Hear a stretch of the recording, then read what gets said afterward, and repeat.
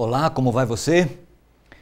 Voltamos para mais uma aula, onde nós estamos estudando o bloco de temas sobre a transmissão do texto bíblico. Na aula anterior, nós estudamos sobre o cânon do Antigo Testamento, isto é, a coleção de livros considerados o padrão para os livros sagrados. Eles foram colecionados por Esdras e Neemias, lá por volta do ano 400 a.C. Apesar de, no texto massorético, e apesar de que na Septuaginta apareceram junto com estes livros alguns livros apócrifos, nas nossas Bíblias eles foram removidos e nós temos aí o padrão de livros sagrados, reconhecidamente inspirados pelo Espírito Santo, a palavra do Senhor, a palavra de Deus na linguagem humana, a nossa única regra de fé, de conduta e de orientação sobre a verdade. Agora nós vamos estudar nessa aula sobre a formação do cânon do Novo Testamento. Vamos tentar descobrir como foi que eles foram organizados e o significado disso para nós. Vamos orar, como temos feito em todas as aulas? Senhor Jesus, nosso Deus, queremos te agradecer e louvar outra vez pela vida que temos, pela certeza da tua graça, da tua companhia e pela certeza de que o Senhor nos ama muito e tem se revelado a nós através da Bíblia, a tua palavra. Agora vamos estudar sobre a formação do cânon do Novo Testamento e rogamos humildemente em teu nome sabedoria, orientação e iluminação. Precisamos do Senhor, porque sem essa iluminação nós não conseguiríamos entender o que precisamos entender e compreender. Abençoa nossa mente, nosso coração, nossa vida. Em teu nome, humildemente te pedimos. Amém. O cânon do Novo Testamento, consegue lembrar o significado da palavra cânon? A coleção de livros sagrados, a régua, a regra, o padrão. Ele se formou gradativamente, à medida na qual os livros iam aparecendo. E a posição cristã histórica é que o Espírito Santo tenha dirigido de maneira bem pontual a seleção do cânon do Novo Testamento. Por quê? Porque não existe um momento, uma pessoa ou uma situação definida que possa ser encontrada como sendo o início do cânon do Novo Testamento. Do Antigo Testamento se sabe, a tradição judaica, né? Esdras e Neemias foram os colecionadores, foram eles que se assentaram, foram eles que tomaram a iniciativa e foram eles que fecharam o cânon, a coleção dos livros sagrados do Antigo Testamento. No Novo Testamento nós não encontramos isso. Nós não encontramos um homem, não encontramos um grupo de pessoas, nem duas, nem três pessoas reunidas para determinar. Estes são os livros sagrados do Novo Testamento. Os apóstolos e escritores do Novo Testamento, eles não escreveram com a intenção de que seus livros se tornassem canônicos. Eles não tinham essa intenção. A necessidade da igreja os fez escrever do que tinham visto e ouvido para o fortalecimento da fé e a unidade em Cristo. O que temos visto e ouvido, disseram eles, nós não podemos calar, nós temos que falar, nós temos que transmitir. E eles usaram esse recurso da escrita para transmitir as palavras de Jesus e os ensinos de Cristo, sobretudo que eles tinham sido testemunhas oculares. Só que a igreja acabou vendo, reconhecendo nesses escritos a inspiração divina neste produto. Sabe onde? No efeito que esses escritos produziam nas pessoas. Vejam, por exemplo, as cartas de Paulo. Paulo não escreveu suas cartas achando e querendo que elas fizessem parte de um cânon de livros sagrados. Paulo tinha um foco, um objetivo. Paulo escreveu a carta aos Efésios porque ele percebeu que a igreja que ele havia fundado na cidade de Éfeso estava precisando de orientação. E ele então escreveu essa carta. O mesmo aconteceu com as duas que ele escreveu à igreja de Corinto. E assim, consequentemente. Então, os escritores bíblicos do Novo Testamento não tinham a intenção de produzir obras canônicas. Não. Havia uma necessidade, eles supriram essas necessidades. Era comum, nos primeiros anos da era apostólica, por exemplo, nas sinagogas, no dia de sábado, ler-se juntamente com o Antigo Testamento as cartas e as mensagens enviadas pelos apóstolos à Igreja de Deus. Então veja, eles liam os textos das Escrituras e juntamente com os textos das Escrituras, eles também liam as orientações das cartas apostólicas. As igrejas guardavam estes livros, que mais tarde foram compilados e publicados em um único volume. Foram escritos estes livros do Novo Testamento, mais ou menos num período bem curto, entre o ano 40 da era cristã e o ano 100, por diferentes autores em diferentes lugares, como a Grécia, Palestina, Ásia Menor e Roma. Razões para, então, a formação do cânon do Novo Testamento. O que levou os cristãos a colecionarem, a definirem uma coleção de livros sagrados, para distingui-los dos livros não sagrados, dos livros não inspirados que circulavam entre eles? Primeira razão: a suprema reverência que tinham para com as palavras de Jesus Cristo, por sua morte e ressurreição. E, sobretudo, a sua posição como Cristo como fim da lei, fazendo-se necessário estabelecer uma diferença entre o Antigo e o Novo Testamento. Os escritos que eles tinham nas mãos falavam de Jesus, testificava do que Jesus havia dito, falado, pregado, ensinado.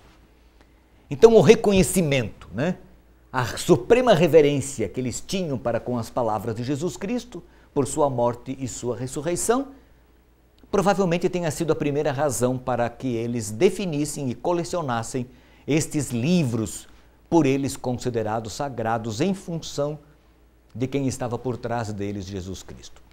Outra razão para a formação de um cânon do Novo Testamento foram os movimentos heréticos que surgiram nesse período primitivo da Igreja. Por exemplo, um destes movimentos foi o docetismo.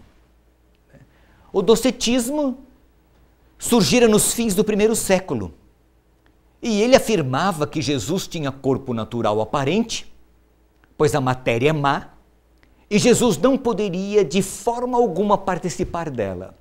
Portanto, seus sofrimentos não foram reais. A primeira e a segunda epístolas de João foram escritos para condenar e refutar esta heresia, o docetismo. Outra heresia que surgiu nesse período foi o marcionismo. Era uma seita que se originou com um camarada chamado Marcion. Ele fazia diferença entre o Deus do Antigo Testamento e o Deus do Novo Testamento. Ele cria que o cristianismo tinha recebido grande influência do judaísmo e que, portanto, precisaria haver uma reforma na igreja cristã. Este camarada foi o primeiro a sugerir a criação de uma Bíblia cristã separada da escritura do Antigo Testamento judaico, que fosse a autoridade central para os cristãos, isento, separado, limpo, purificado do judaísmo. E ele chegou, inclusive, a organizar um cânon, o primeiro que se tem notícia entre os cristãos, por volta do ano 140 da era cristã. E o seu cânon era composto pelo Evangelho de Lucas e pelas 10 cartas de Paulo. Então, esse camarada aqui, o marcionismo, produziu uma heresia que ameaçou o cristianismo, juntamente com o docetismo. Agora aparece uma outra heresia, o gnosticismo. Esta foi tremenda.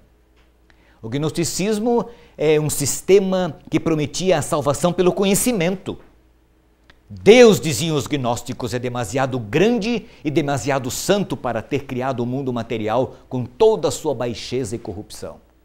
Então eles sustentavam que da suprema divindade procedeu uma série de sucessivas emanações, cada uma delas um pouco inferior à anterior de que provinha, até que finalmente a última dessas emanações criou o mundo. Veja que loucura! E todos aqueles que desejassem obter a salvação só poderia alcançá-la pela renúncia ao mundo material e pela busca do mundo invisível. Foi aí que surgiu o ascetismo, que sustentava que, sendo o corpo material mau, os impulsos e os apetites corporais deveriam ser refreados, desprezados e suprimidos. O outro extremo é a ideia de que o espírito é real e o corpo é irreal. Portanto, Se o corpo só existe temporariamente, os seus atos não têm importância. A inteira gratificação dos desejos não teria efeito sobre a salvação final do espírito, que haveria de sobreviver sozinho. Veja que teoria terrível o gnosticismo. Eles separavam o espírito do material e aquilo que a gente faz do corpo não teria nenhum efeito sobre o espírito. A igreja teve que reagir a estas heresias e isto apressou a igreja a definir uma coleção de livros sagrados para se defender destes ensinos que ameaçavam a estrutura teológica da igreja cristã. Outra heresia desse período histórico da igreja primitiva foi o montanismo. Montano foi o autor desta seita que pretendia receber o Espírito Santo juntamente com duas mulheres profetisas, com as quais forma o Trifolium, e profetizavam em êxtase. Loucuras, né? É bom a gente não perder muito tempo com isso, mas essas heresias, o docetismo, o marcionismo, o gnosticismo e o montanismo, apressou, acelerou a formação do cânon do Novo Testamento sob a norma e inspiração dos livros canônicos do Antigo Testamento. Se os judeus do Antigo Testamento tinham uma coleção claramente entendida, aceita e definida como livros sagrados, nós precisamos ter uma coleção de nossos livros considerados sagrados, inspirados, assessorados e dirigidos pelo Espírito Santo. Livros que possam nos defender dessas heresias, desses ensinos, dessas mentiras que ameaçam o assim diz o Senhor e a palavra do Senhor. Então a formação do cânon propriamente dita, né?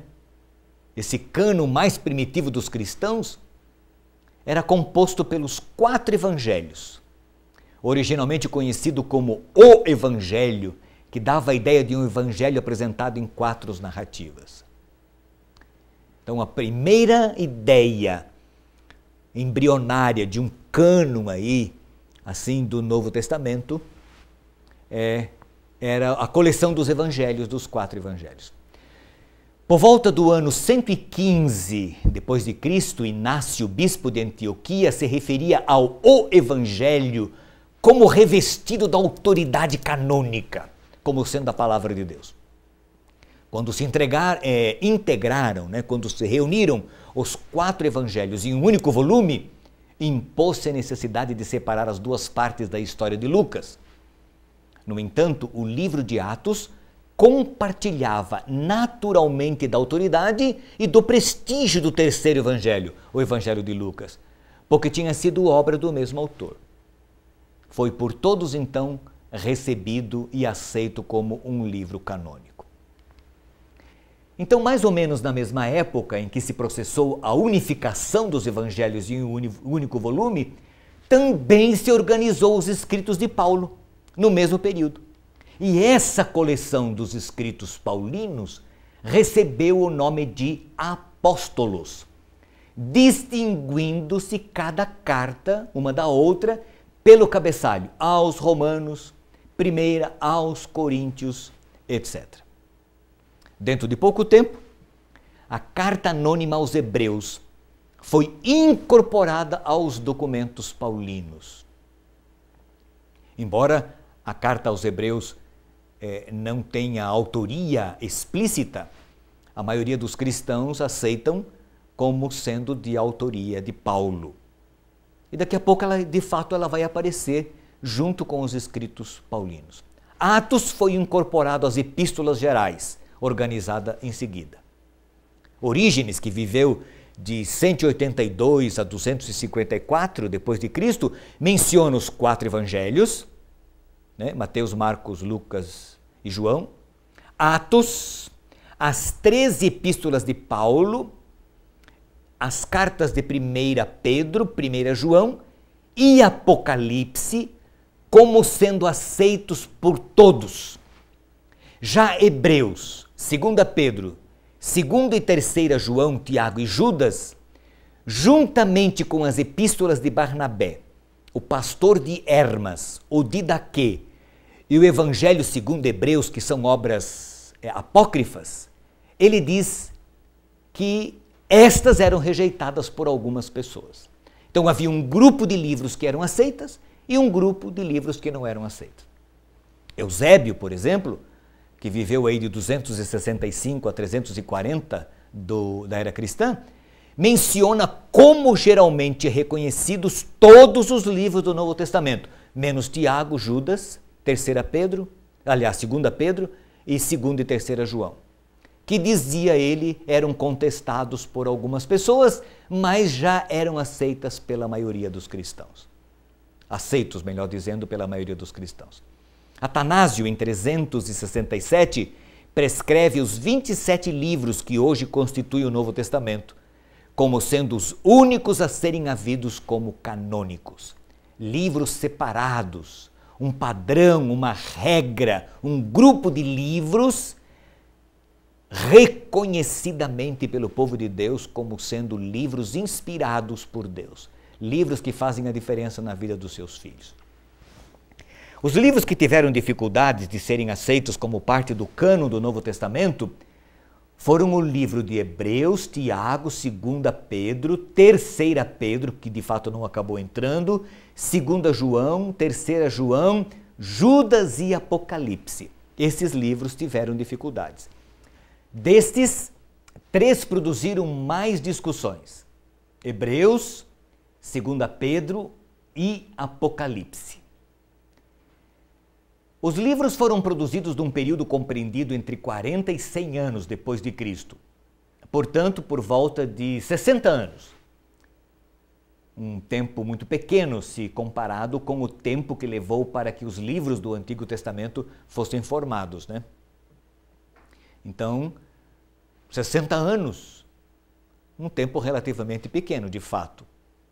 Os primeiros concílios a classificar os livros canônicos se realizaram no norte da África, que foram o concílio de Hipona, em 393, e o concílio de Cartago, em 397.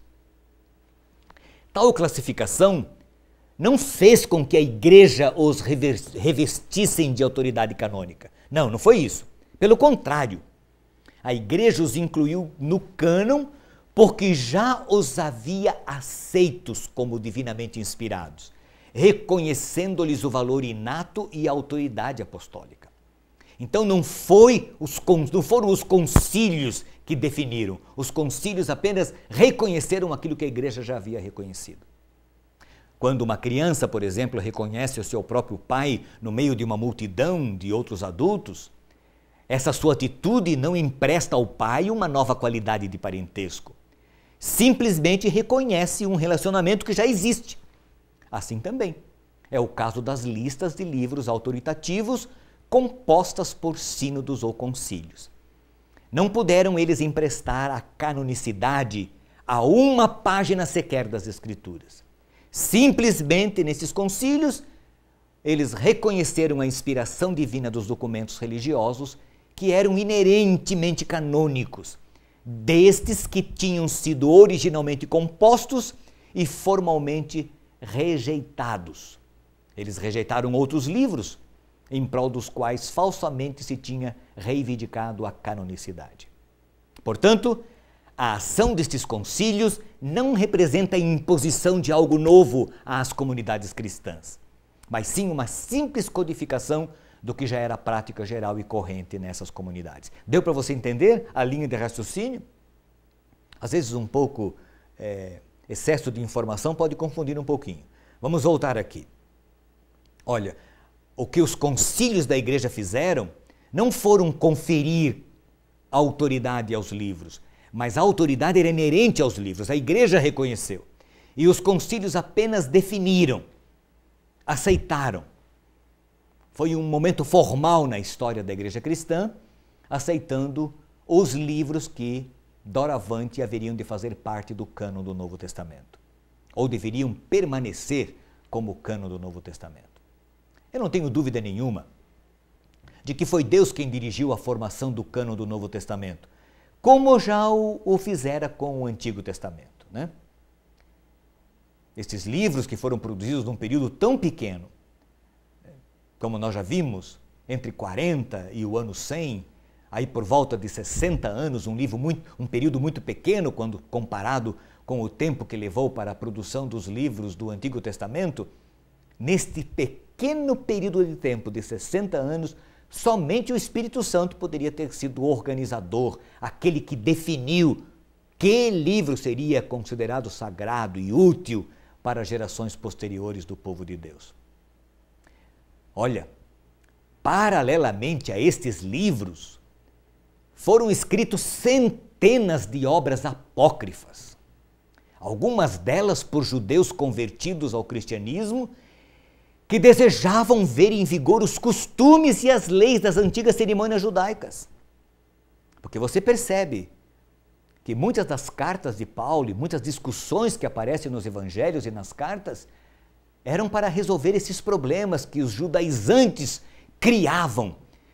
Eram judeus convertidos ao cristianismo que insistiam que o cristianismo deveria continuar seguindo o ritualismo do judaísmo do passado. Leis estas que haviam sido cravadas na cruz quando Jesus morreu, porque apontavam para o ministério de Cristo. Então, algumas dessas obras apócrifas deste período histórico na igreja cristã primitiva foram produzidas por esses judeus que insistiam em que a igreja cristã deveria continuar adotando as práticas ritualísticas do Antigo Testamento. Outras destas obras foram escritas por gentios convertidos também ao cristianismo, influenciados por filosofias, sim, filosofias pagãs, que tentavam impor doutrinas cristãs misturadas com estas filosofias. Então era uma tentativa de algumas pessoas de impor através desses escritos, destas obras que eles escreviam, alguns conceitos, algumas ideias que essas pessoas tinham. Quer tenham sido elas judeus convertidos ao cristianismo ou gentios convertidos ao cristianismo. Muitos desses autores, dessas pessoas, escreveram obras consideradas apócrifas neste período. E elas circulavam nas igrejas juntamente com os livros considerados sagrados. Muitas dessas obras recebiam a menção de falsa autoria apostólica, na tentativa de atrair aceitação por parte dos cristãos. Quer ver? Alguns exemplos aparecem aqui, ó. Evangelho de Tomé, Evangelho de Matias, Evangelho de Filipe, Evangelho de Judas Iscariotes, Apocalipse de Pedro, Epístola de Barnabé, Pastor de Hermas, Evangelho segundo Hebreus e outros. Então o que eles faziam? Esses escritores escreviam lá um livro no qual defendiam as suas ideias complexas que eles gostariam de impor à igreja cristã, e aí eles colocavam um nome que pudesse atrair leitores, que pudesse dar uma validade, uma autenticidade apostólica aos seus livros. Daí esses nomes: Evangelho de Tomé, Evangelho de Matias, Evangelho de Filipe, né? De Pedro, Epístola de Barnabé e assim por diante, né? Como era então a divisão do cânon do Novo Testamento? Ora, se o Espírito Santo não tivesse guiado a igreja na seleção deste material, certamente nós poderíamos ter, como era plano do diabo, obras espúrias, juntamente misturadas com a sã doutrina da palavra de Deus. Graças a Deus, num tempo tão pequeno, quando comparado com a longa história da formação do cânon do Antigo Testamento, o Espírito Santo conduziu e fechou a coleção dos livros considerados sagrados no Novo Testamento, removendo, limpando desta coleção uma série de livros apócrifos, falsos, que poderiam e que insistiam para fazer parte desse cânon, dessa coleção sagrada. Então vamos dar uma olhadinha na divisão do cânon do Novo Testamento. Nós temos os evangelhos, os 4 evangelhos, Mateus, Marcos, Lucas e João.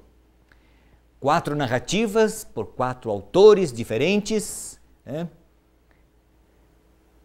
que escrevem e que dão a sua visão, a sua perspectiva daquilo que viveram, que vivenciaram, e como Lucas, que pesquisou. Depois nós temos a seção histórica, da qual faz parte apenas o livro de Atos. Em seguida, nós temos as epístolas paulinas, Romanos, 1º e 2º Coríntios, Gálatas, Efésios, Filipenses, Colossenses, 1ª e 2ª carta a Tessalonicenses, 1ª e 2ª Timóteo, Tito, Filemão e Hebreus. E depois as epístolas universais, Tiago, 1ª e 2ª Pedro, 1ª, 2ª e 3º João e o livro de Judas. Esta palavra universal significa católica, né? Em grego. Não católica como igreja católica, mas a palavra universal em grego ela significa católica. Então, às vezes, vai aparecer epístolas católicas ou epístolas universais, que são essas epístolas aí, Tiago, 1ª e 2ª Pedro, 1ª, 2ª e 3º João e o livro de Judas. E, finalmente, o livro profético, que é o livro do Apocalipse. Estes são os livros do cânon do Novo Testamento. Vamos fazer um replay aqui?